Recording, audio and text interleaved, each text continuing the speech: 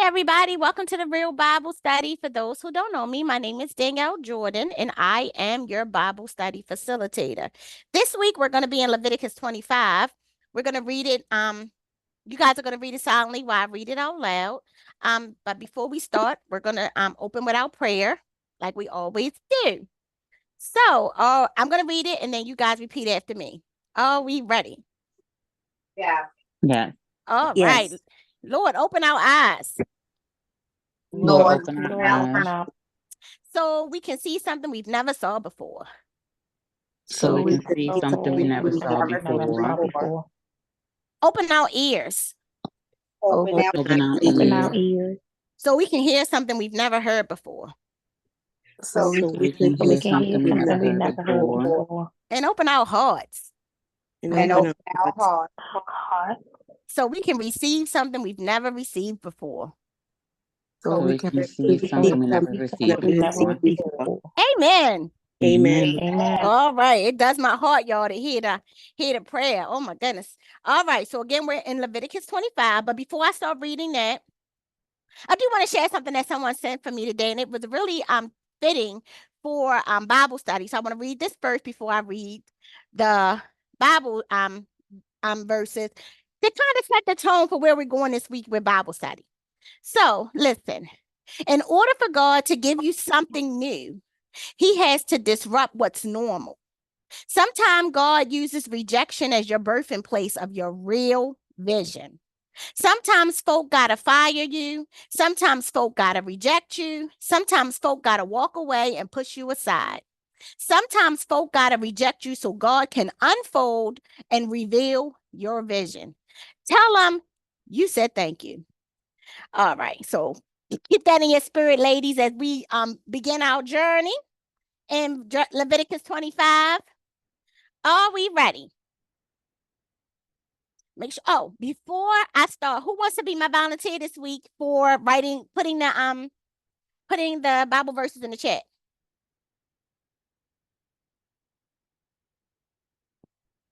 Anybody? Well, I'll just repeat them. If anybody need them, just reach back out and say, "Hey, I need the Bible verses." All right, so let's begin.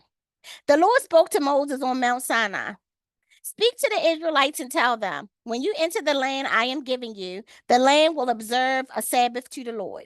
You may sow your field for 6 years, and you may prune your vineyard and gather its produce for 6 years. But there will be a Sabbath of complete rest for the land in the seventh year.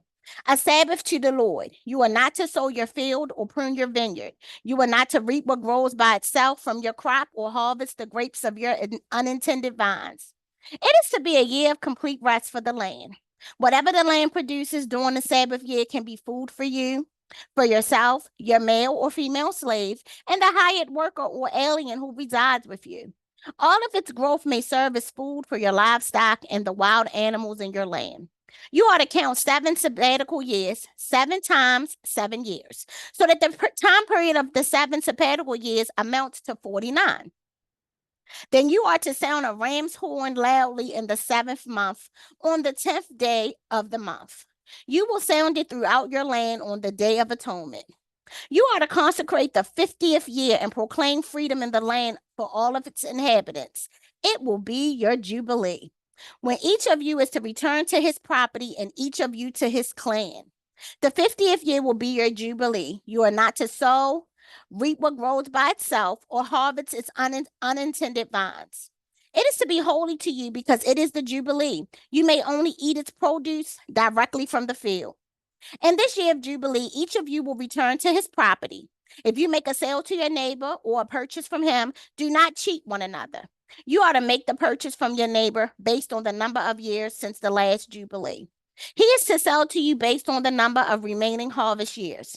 You are to increase its price in proportion to a greater amount of years and decrease its price in proportion to a lesser amount of years, because what he is selling to you is a number of harvests. You are not to cheat one another, but fear your God, for I am the Lord your God. You ought to keep my statutes and ordinances and carefully observe them so that you may live securely in the land. Then the land will yield its fruit so that you can eat, be satisfied, and live securely in the land. If you wonder, What will we eat in the seventh year if we don't sow or gather our produce? I will appoint my blessing for you in the 6th year so that it will produce a crop sufficient for 3 years. When you sow in the 8th year, you will be eating from the previous harvest. You will be eating this until the 9th year when its harvest comes in. The land is not to be permanently sold because it is mine, and you are only aliens and temporary residents on my land. You are to allow the redemption of any land you occupy. If your brother becomes destitute and sells part of his property, his nearest relative may come and redeem what his brother has sold. If a man has no family redeemer, but he prospers and obtains enough to redeem his land, he may calculate the years since its sale, repay the balance to the man he sold it to, and return to his property.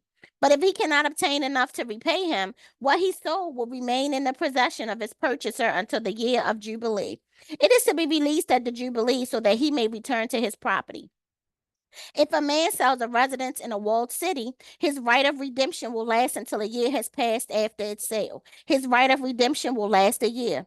If it is not redeemed by the end of a full year, then the house in the walled city is permanently transferred to its purchaser throughout his generations. It is not to be released on the Jubilee. But houses and settlements that have no walls around them are to be classified as open fields. The right to redeem such houses stays in effect, and they are to be released at the Jubilee. Concerning the Levitical cities, the Levites always have the right to redeem houses in the cities they possess. Whatever property one of the Levites can redeem, a house sold in the city they possess, is to be released at the Jubilee because the houses in the Levitical cities are their possession among the Israelites.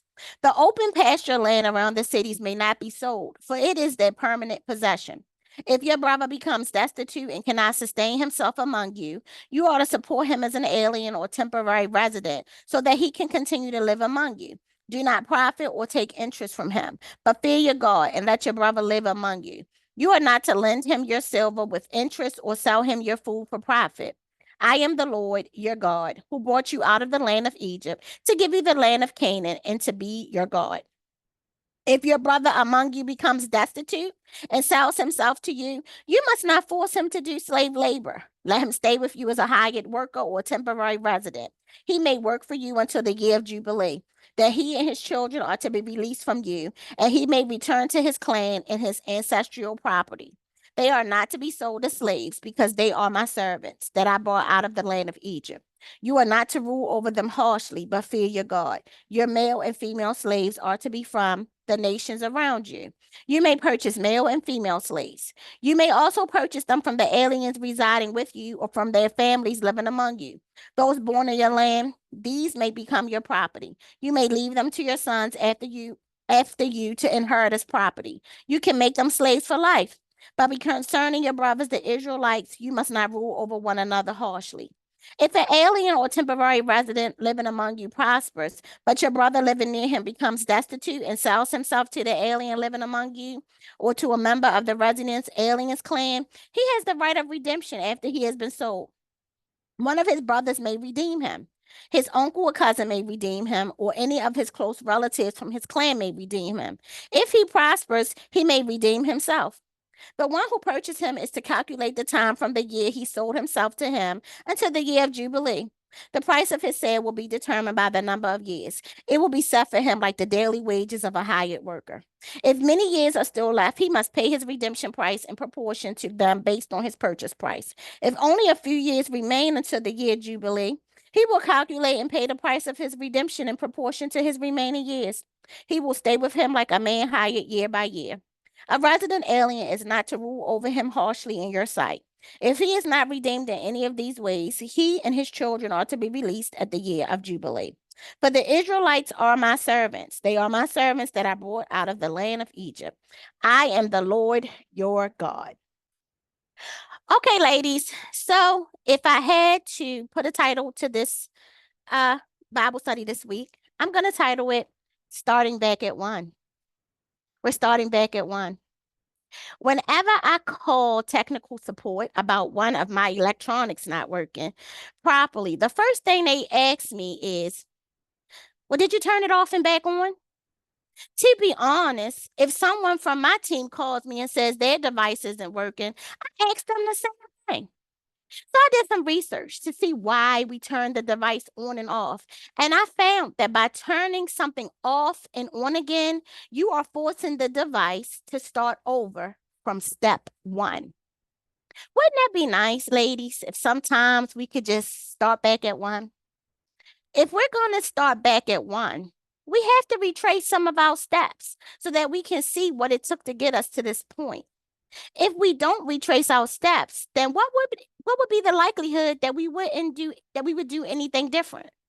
One of the things we should be asking is, what did I learn from this? We have this weekly meetup in Bible study, and if you have been with me since the beginning, we started back at one. We started right back at Genesis. We are studying the Bible in a different way, and we are learning differently only because we looked at how the Bible was being presented previously from other people, realized that wasn't quite working, made some adjustments, and then now we have a Bible study that is relatable, and we are all growing because of it. In our reading for tonight, in Leviticus 25, we are going to read about the Israelites starting back at one. Let's dive in. In Leviticus 25, 1 through 2, the Lord is speaking to Moses on Mount Sinai and telling him to tell the Israelites that when you enter the land that I'm giving you, the land will observe a Sabbath to the Lord. At this point, I'm not sure if we all realize, but the Israelites were still in the wilderness and they had not yet made it to the promised land. Because God was speaking to Moses on Mount Sinai, that's how we know they were still in this place. The Israelites was used to the work week starting back at one because they worked for 6 days. Then on the seventh day, they rested. They were going to experience this, though, now when it came to working their land. Let's park here. Ladies, sometimes God will still speak to us while we're in the wilderness to prepare us for starting back at one. God is our coach. He is giving us our pep talk, but for the big game. He is telling us now, I know you have been here before. You are in the playoffs now, ladies. But the goal is to get to the championship. The regular season is over. And now you are starting back at one. It's an even playing field now. He is asking us, what are you going to do different to get you to the next round? You can do what you've been doing, but what are you doing? Are you going to have to do a little bit more so that you could get a little bit more? Are you going to have to practice a little more? Are you going to have to go in the weight room a little bit more? What are you going to do? Because everybody doesn't get the opportunity to start back at one, and everybody doesn't make it to this point. You had 6 years to play like everybody else. Now, ladies, you are in your year 7. You're back at one. Proverbs 19 and 20. So Proverbs 19 and 20 says, listen to the advice and accept discipline. And at the end, you will be counted among the wise. So that's Proverbs 19 and 20. Listen to the advice and accept discipline. And at the end, you will be counted among the wise. In Leviticus 25, 3 through 7, the instructions were given on how to get the land back to one. In the 7th year, there should be a Sabbath of solemn rest for the land. This applied to both grain crops and fruit-bearing plants. Israel was to do this as a radical demonstration that the land belonged to God, not to them. During the sabbatical year, there must be no systematic harvesting of seeding crops or such fruits as figs and grapes. Observing the Sabbath year was also a powerful testimony of dependence on God. Israel declared their belief that God would meet their needs. This was truly living by faith, and God wanted his people to live trusting him. It was wise management of the land. Giving the land some rest every 7 years helped restore vital nutrients to the soil that was depleted by constant use. Let's park here.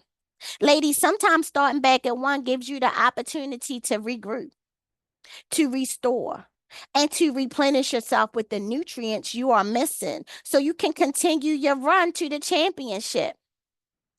If the goal is to win the championship, you need to make sure your body and your mind is in tip-top shape. I'm going to take some time to rehydrate with water. I'm going to retrace my steps to see what I might have been doing to cause me to feel so drained. I'm going to fuel my body with nutrient-rich foods like vegetables, protein, and seafood so I can replenish and recharge my body. I'm going to pray and read my scriptures to ensure that God has me where he wants me to be. Because if God doesn't feel I'm ready to participate in the championship, then maybe I need to stay back at one until he feels that I'm ready to move to the next step. Ecclesiastes 9:11 says, the race is not given to the swift or to the strong, but to the one who endures to the end. That's Ecclesiastes 9:11. In Leviticus 25:8-12, the Israelites were told when the year of Jubilee was to be observed. You should count 7 Sabbaths of years for yourself, 7 times 7 years. The year of Jubilee is also known as the Ram's Horn, and it was something like a double Sabbath year, in the sense that crops were not planted and the land was given a rest for 2 years. The Jubilee was not proclaimed till the 10th day of the 7th month, on the very day when the great annual atonement was made for the sins of the people. This is a wonderful opportunity to start back at one that was announced through all the land, announcing that all of the slaves were free. In the year of Jubilee, moreover, the slave was to be liberated, thus reminding men that they could have no absolute and final property in any human being. When the trumpet sounded on the Day of Atonement to proclaim a Jubilee, it meant more than the land receiving an extra year of rest. It was a liberation of sorts. Land was to return to the family. It was originally given to the people, including the slaves, and they were expected to be returned home. Let's park here. My God, do y'all know how my soul leapt when I got to these verses? Because we just read it was more than just the land receiving an extra year of rest, but it was about liberation. Ladies, in case you didn't know, that the L in the Real Bible Study stands for liberation. Ladies, we come together weekly in the name of Jesus so that we can help, so that he can help us get liberated from the things that has us in a chokehold. He wants to liberate us from the things that we need rest from. He wants to liberate us from the things that are holding us back from our championship. And he is doing that by giving us the opportunity to start back at one. Even though we are not in the traditional year of Jubilee, which will be in 2025, we can practice now. This is our practice year, ladies, so that when 2025 comes, we will be ready to experience our Jubilee year because we will know what to expect. Philippians 4:9 says, whatever you have learned or received or heard from or seen in me, put it into practice, and the God of peace will be with you. That's Philippians 4:9. In Leviticus 25:13-17, now that the Israelites were back at one, they were told what would happen to the land. In the year of Jubilee, each of you shall return to his possession. When Israel came into the promised land, the land was allotted according to tribes and families. These initial tracts of land would be the permanent possession of those families, and therefore, land in Israel could never be permanently sold. It could only be leased. And the amount of the lease would be based on the number of years which were left until the Jubilee. This meant that no family would be forever without land. Every 50 years, every family had the opportunity to start back at one. Let's park here. I don't know about you ladies, but right now I'm rejoicing because what I just read was that some things are about to be returned to us now that we are starting back at one. And some of the things that God is getting ready to return to us are not just material things, ladies. See, some of us on here, we need our peace returned. Some need our joy returned. Some need our sanity returned. Some need our love returned. Some need our ability to forgive returned, and some need our faith returned. Whatever you need God to return to you, ladies, it's coming back because you are starting back at 1. Joel 2:25 says, God can restore what is broken and change it into something amazing. All you need is faith. I'm going to repeat it. Joel 2:25 says, God can restore what is broken and change it into something amazing. All you need is faith. In Leviticus 25:18-22, God gave provision while the Israelites were starting back at 1. So you shall observe my statutes and keep my judgment and perform them, and you will dwell in the land in safety.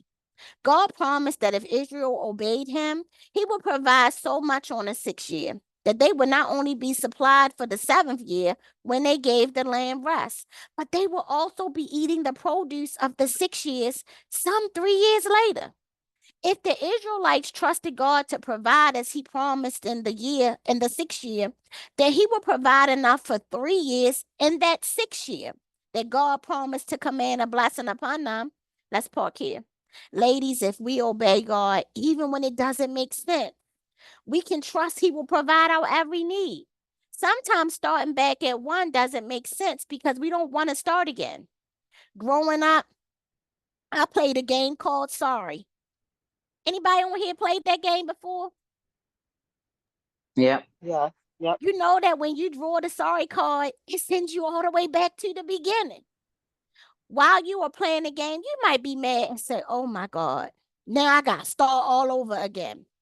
But the next time life throws you a sorry card, ladies, don't get mad. Smile and look at it as your opportunity to start back at 1.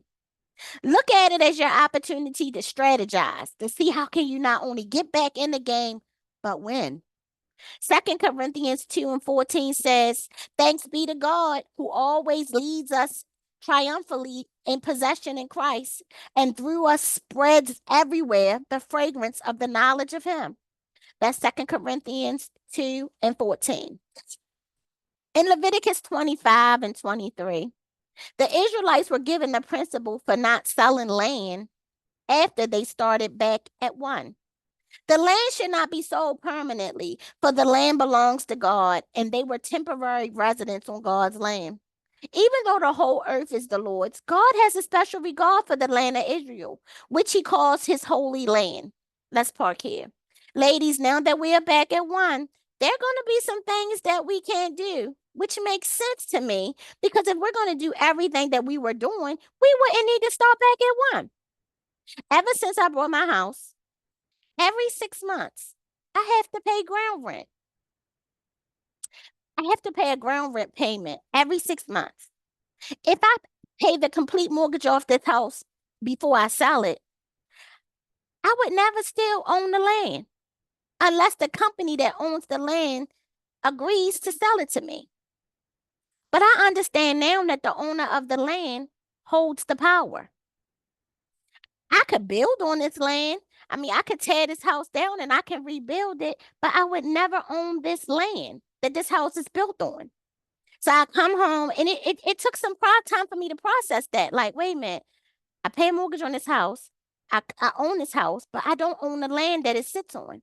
But the people who own this land, they're not going to sell it because they're going to always get a payment. And that's something that they can pass down to their generations, giving their family land and wealth.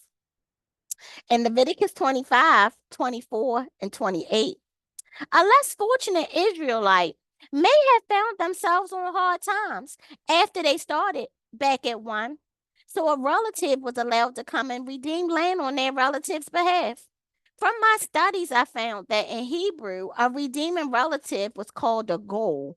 That's a Goel, a goel or goel. The goel was a designated close relative who had the right and responsibility to redeem a family member sold into slavery, and they could redeem the family member's land or inheritance that was sold outside of the family. When the goel, the redeeming relative, bought back the land on behalf of the family, the price was determined by how many years stood since its sale and until the next Jubilee. But if the redeeming relative could not obtain enough to repay their relative's debt, what he sold would remain in the possession of its purchaser until the year of the Jubilee. At the Jubilee, the land is released so that the relative can return to their property. Let's park here. This can be rough because everybody doesn't have a blood family they can depend on to help them out when they fall on hard times. Remember, a couple of weeks ago, I told you family are the ones that you can depend on and who you can trust. If you haven't already, ladies, I pray that the Lord will send you genuine people that can be in your life. Some may have your DNA, while others have what I call TLC, your trust, your love, and your care. Luke 24 says, "For where your treasure is, there your heart will be also." Luke 12:34. Where your treasure is, that's where your heart will be also. In Leviticus 25:29 through 34, an exception was made for land in walled cities. If a man sells a house in a walled city, then he may redeem it within a whole year after it is sold. The laws of property, as described in previous verses, did not apply to urban property. For them, the land was more than a place to live, it was a place to earn one's livelihood. The house in the walled city shall belong permanently to him who bought it. In cities, properties were usually only a place to live. Therefore, this property could not be bought or sold more freely without some restrictions, which apply to the original allotments of land given to Israel when they came into the promised land. If a man purchased a house from the Levites, then the house that was sold in the city of his possession should be released in the Jubilee. However, there was an exception to the special rules regarding urban real estate.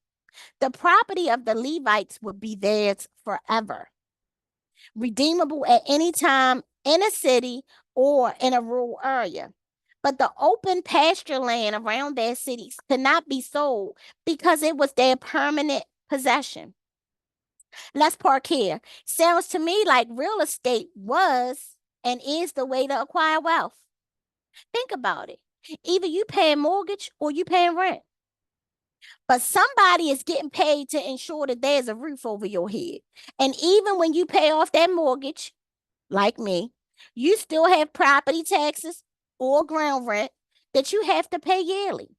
Now, I see why so many people are buying up the fixer-upper houses, slipping them and selling them for a profit or renting them out to other people to live in. Proverbs 24:3-4 says, "Through wisdom is an house builded, and by understanding it is established, and by knowledge shall the chambers be filled with all precious and pleasant riches." That's Proverbs 24:3-4. In Leviticus 25:35-38, provisions were given to the less fortunate. These commands prohibit making money from the misfortune of a poor brother. The command basically said as their brother, they should help him. God's kindness and generosity to Israel were an example of the type of kindness and generosity they were to show to others. Let's park here. Well, ladies, this goes back to what I just said about family. Your sister could be in the name of love only, not because you share parents, but they could just be your TLC sisters. But nevertheless, we are to help the ones that can't help themselves. Now that we are back at one, let's take a look at our inner circle. Let's see if we have anyone around that are pouring into our growth or if anyone is sipping away at our growth. Proverbs 11:24 says, "One person gives freely, yet gains even more. Another withholds unduly, but they come to poverty." That's Proverbs 11:24. In Leviticus 25:39-46, rules were put in place for an Israelite that becomes a slave because of debt. It was normal in the ancient world for someone in life-threatening poverty or unable to pay their debts to become a slave. The law of Moses would not allow an Israelite to do this for one of his brethren.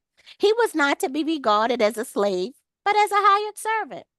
The Israelite's brother, who was regarded as a hired servant, could be released from his obligation when his debt was paid.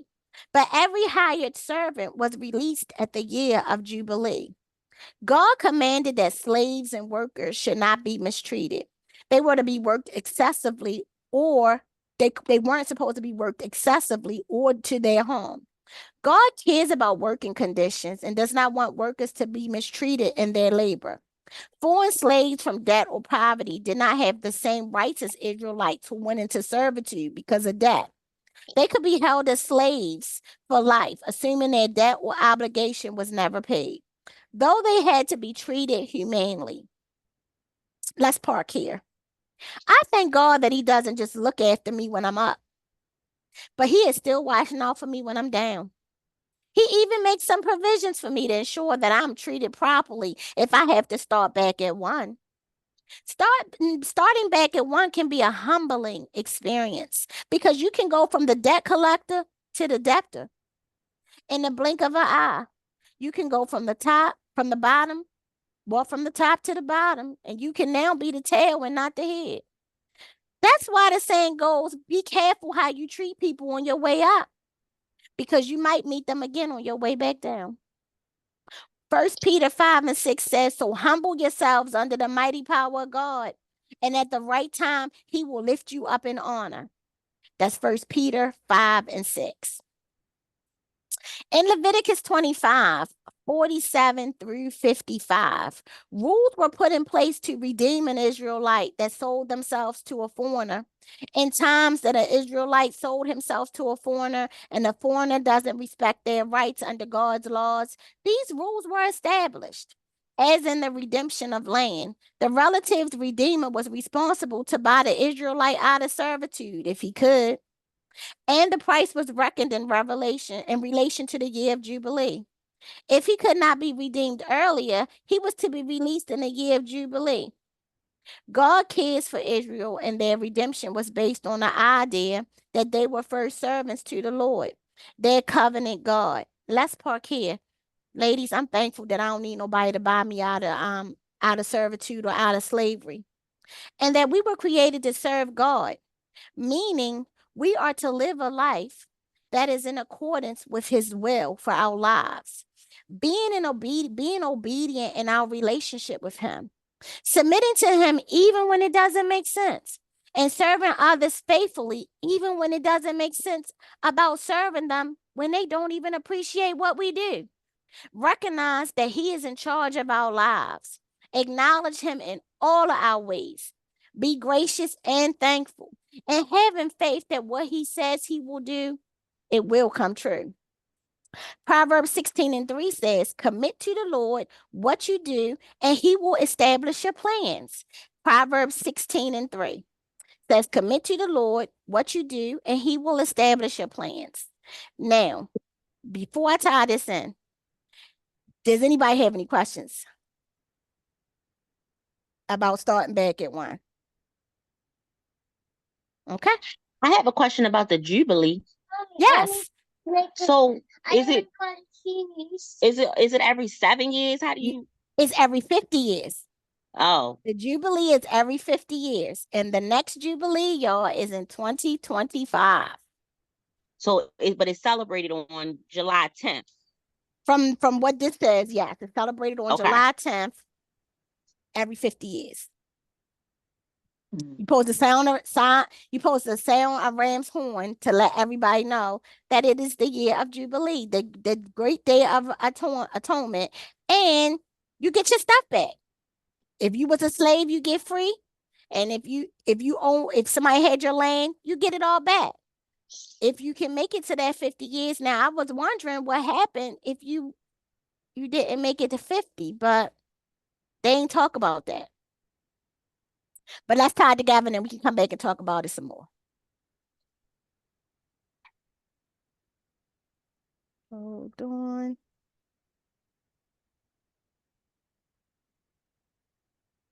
Gotta share the sound.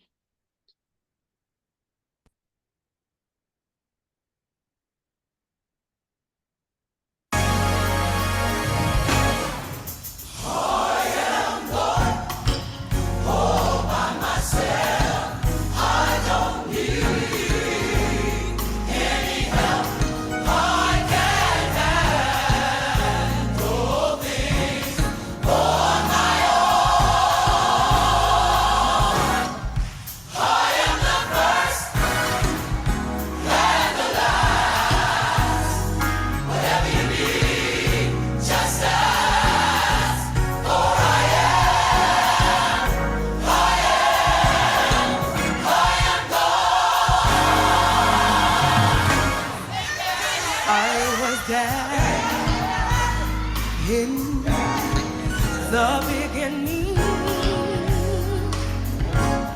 and now being when you have to leave, I'm all seeing, all knowing, almighty, ever showing, for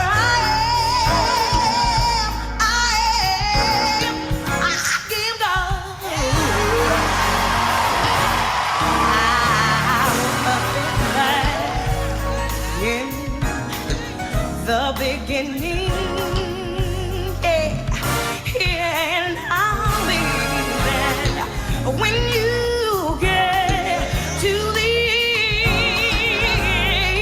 end. I'm all seeing, all knowing, almighty, ever showing, for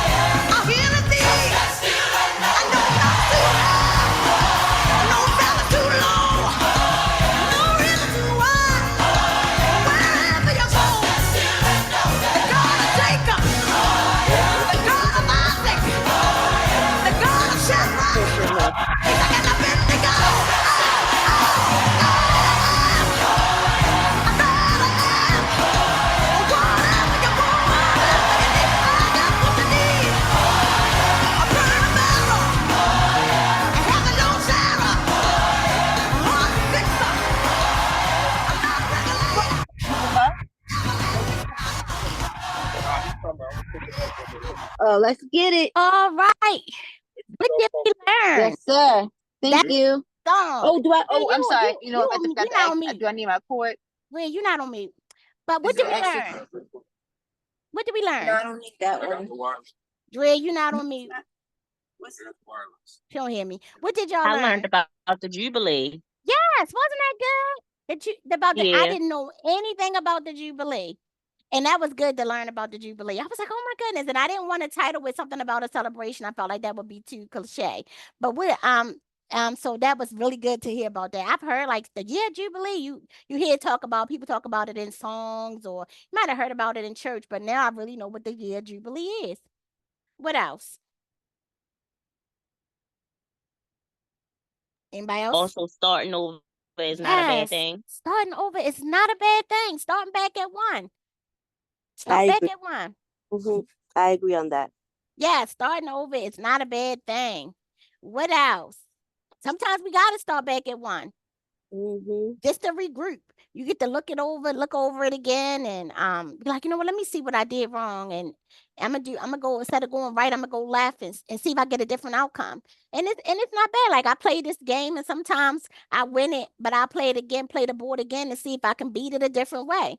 It's nothing wrong with starting back at one. Sometimes you do have to start over, because, like I said, it is a humbling experience. And sometimes we need to be humble. You know how the older people be like, "You getting too big for your britches." And my grandmother used to say that. "You're getting too big for your britches," meaning your head is getting too big. So it need to be deflated. So sometimes you do. You gotta start back at one and see if you learned your lesson. What else? What else? I heard you when you said that the next one is actually next year. 2025, y'all. I'm excited. Like, yeah. I'm And excited. I learned about Jubilee as well, because I didn't know anything about it I ain't either. know nothing about the Jubilee. And we all learned that. And that's, some of us will celebrate next year, but we may not see another Jubilee. So that's gonna be like a big celebration for me, because I might not see another Jubilee. Gotta look at that. Gotta look at it like that. The year Jubilee, the year of celebration, the year of atonement. And I'll be 50 and at the year Jubilee. So I'm excited. Next year is my year. I'm claiming it. What else?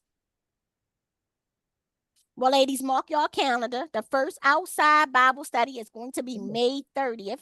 More information to come, but it'll still be we'll probably meet up a little bit, maybe about 6:30, 6:45. But the first outdoor Bible study is going to be May 30th. You can invite whoever you want. As long as they ladies, we don't care. 8 to 80, blind, crippled, or crazy, they can all come.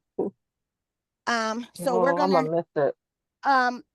and it's still gonna be recorded, but we're gonna we'll pick a week in June, and see how we can do then. But I'm gonna still record it. It's gonna still be where you can see it. But just give us the opportunity to meet up in person. But please invite whoever you want to invite. Like I said, as long as they ladies, they can come. Bring your chair. Bring your Bible, of course. Bring you something to drink. And just bring your heart, bring your eyes, and bring your ears. And we're gonna all come together in person this time for fellowship. The piece you gave me. Dre, you off meat again. And but what else before we leave? I didn't want to do 2 chapters because it would have really took us way over. And so I felt like the one would be enough. And again, next week we'll close out Leviticus, and then we'll have our recap that following week. And then we'll be ready for Numbers. Can y'all believe it? We flying through. We flying through, ladies. I just want to mention something my Bible had mentioned about the Jubilee. It just says something about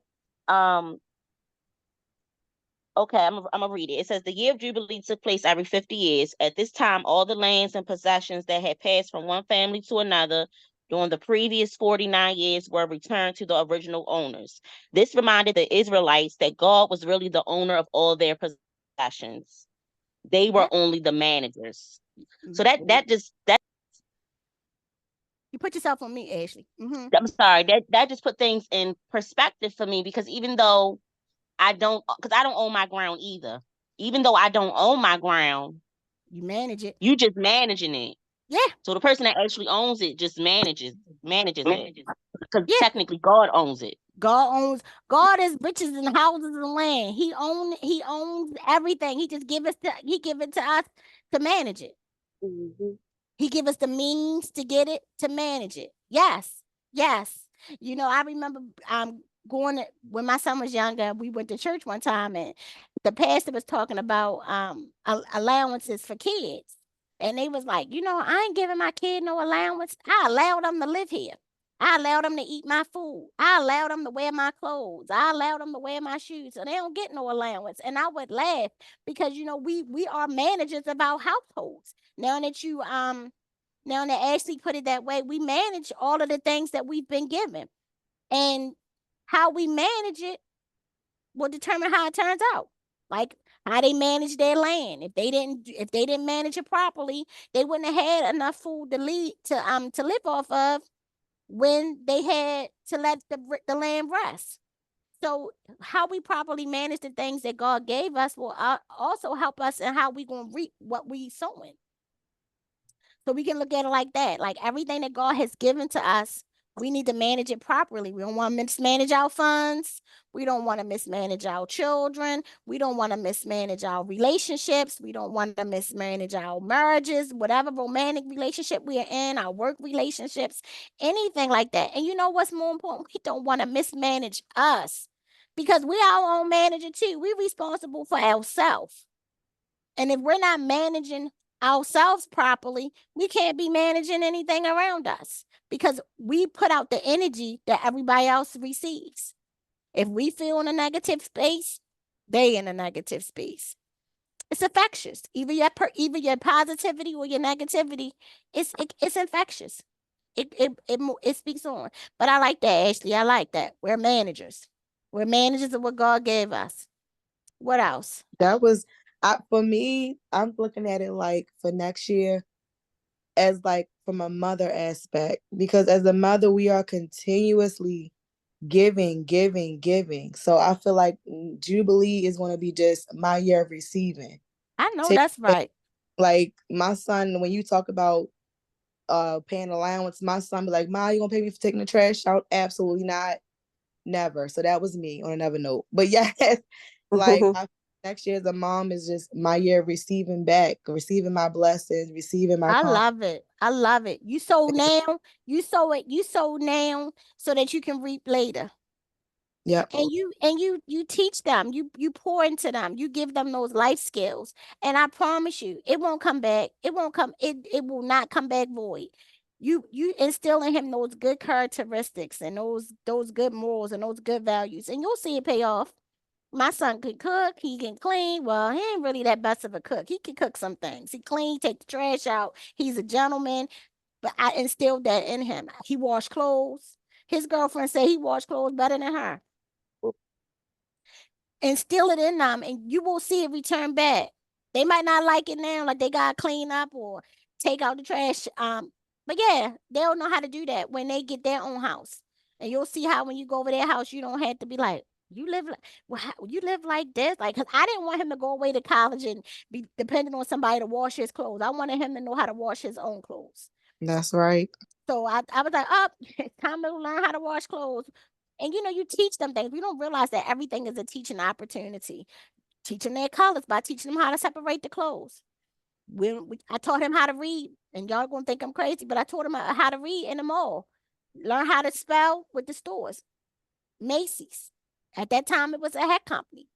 New York and Company. He learned how to read going to the mall. What's this store? If we go this way, what store is going to be down here? How do you spell it? Going through on a beltway. You can teach them how to count. What come after exit 18? Everything became a teaching opportunity. I made things fun so that he don't even realize that he was learning, and we went from there. But any other last thoughts before we go? Just don't forget, it's not a bad thing to start back at one, ladies. It's not a bad thing. It's not a bad thing to have to start over. And I know it's such stigma and be like, oh God, I was living in a mansion and now I'm in a hut. Let me tell you something. I'd rather have peace in a hut than be miserable in a mansion. Do you understand what I'm telling you? I'd rather have peace in a hut, okay? In a one-room shack than be miserable in a mansion. Because sometimes you got to give all of that up. Start back at one. But you know what you're going to get? Some peace, some happiness, some faith, some favor, all of that. I love it. But Peace. also, when you start back over from one, Mm-hmm. the things that you for me personally, because I've had to start back over. So when I feel like when I've started back over, God giving me more than what I had the first time. So I appreciate the start over. Yep. Yep. That's the way to look at it too. What are you about to give me now, Lord, that I'm starting over? I might get a bigger house. I might get a better car. I remember when they stole my car from out front this house. I was so angry. I was like, oh my goodness. Now, I'm be honest. I wasn't quite sure if they ain't come and get it. I was like, did they repossess my car? Because I was behind a couple payments. So I called the car dealer and I was like, did y'all come get it? They was like, no, Miss, no, I was Miss Newton then. No, Miss Newton, we ain't come get your car. And I was like, oh my goodness. And I looked at the busing and that. Somebody stole that car from in front of my house, y'all. But that was the Lord. That car got stolen. I thought I had rolled 3 cars into that car because I kept trading them in, getting new ones. It was 3 cars in that 1 car payment. And so I had to start back at 1. So you know what I got from that? I got humble. Me and Shamar used to walk to church up the street. I used to have to get on a bus for a little bit until I could save some money to get me another car. And when I got that car, I appreciated that car. And I got that car without no car payment. So just like Ashley said, I got it back, but I got it back more because I ain't had to put no money out for no car payment. You had to pay my car insurance. And then when the Lord gave me another car that I had to pay a car payment, I learned how to manage my money better. I learned how to stay in my lane and got a car that I could afford. I learned how to say, you know what? I don't care if nobody else don't like this car. You don't got to get in it. We got to stop trying to do things to impress other people. I'm going to leave y'all on that. But all right, ladies, I'm going to leave y'all on that note. Can't wait to keep it real with y'all. Have a good evening. Good night. Good night, y'all.